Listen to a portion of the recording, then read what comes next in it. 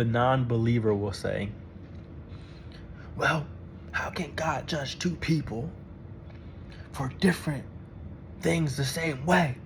That's not right. One man can go out there and 16 people and he loved it. And the other one could be a family man who had his house broken into protecting his family and unalived a person. And you telling me God can send both of them to hell? This is normally the response of the unwise, the person that lacks understanding, context, don't understand who God is, don't understand our faith. They would then assault you and talk bad about you and mock your Lord, right? For my unbelievers out there, I know this won't help you in any way, because your problem isn't truly with God, it's with yourself. You have bitterness and hate in your heart. But I'm gonna break this down, the difference between both of these characters that y'all love to use. See, the person that enjoys getting rid of people, right? Like a serial unaliver. He's doing what he's doing out of malice. He enjoys it. He likes to harm people. Where the other one is protecting his family, his household. It might have been his last option. See, the crime they committed is exactly the same, but their attention is what matters. Why they do what they do is what God is going to judge. Because, see, God is not judging them both for the unaliving. He's judging them both because of their heart posture. Let me break this down for you to truly understand.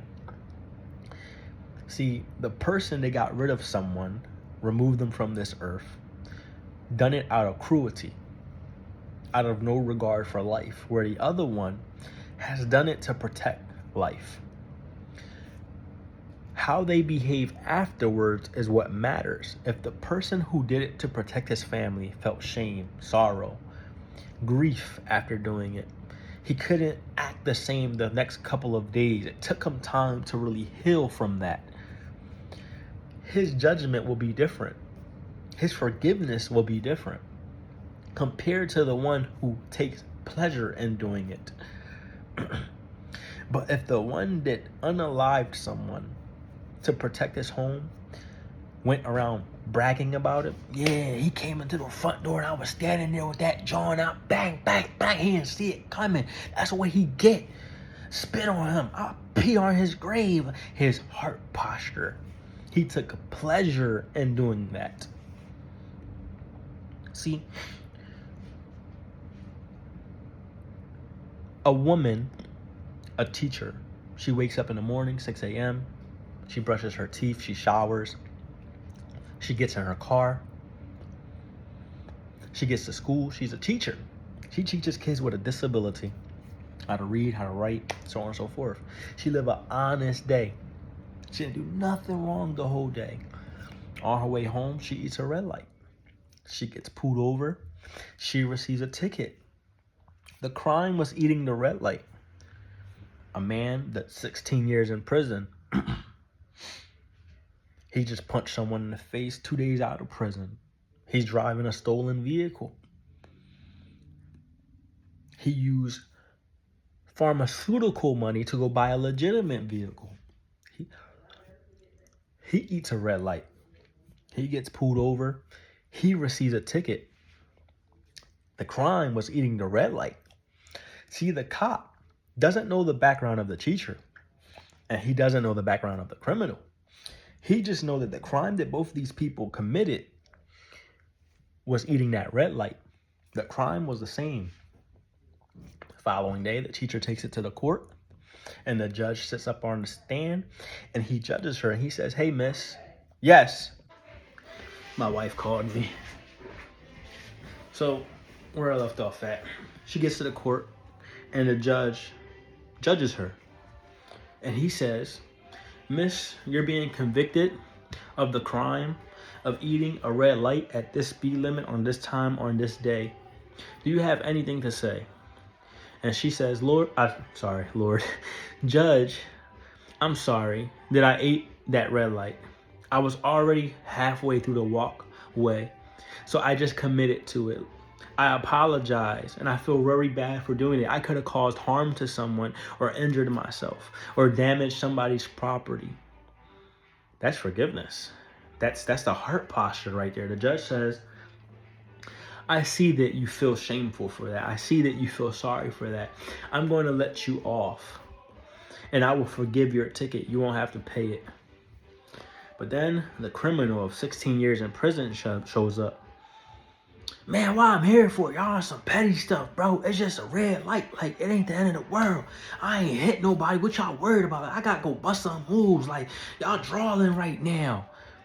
And the judge says, you're guilty of this crime. And you're hit with the ticket. See, that's what that is right there, Rand. That's what that is.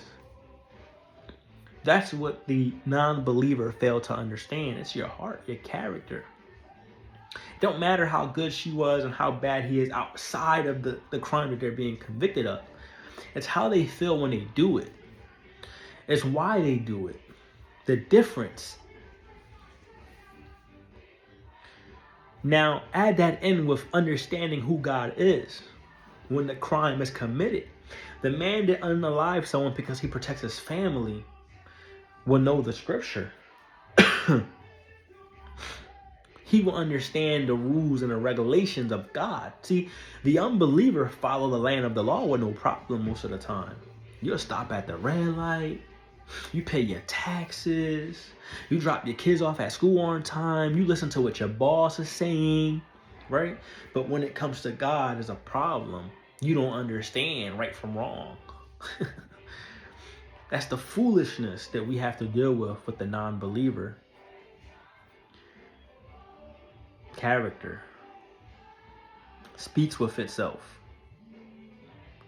See, the scripture says the beginning of knowledge is to fear the Lord.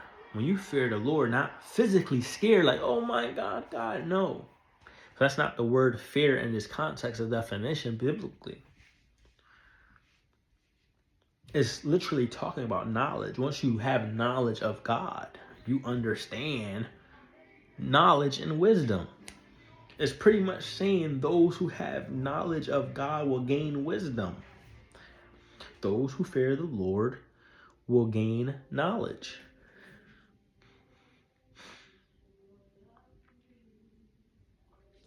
So yes, the man that does it for pleasure and the man that done it for protection will both be judged for the same crime. But why they did the crime will determine their outcome.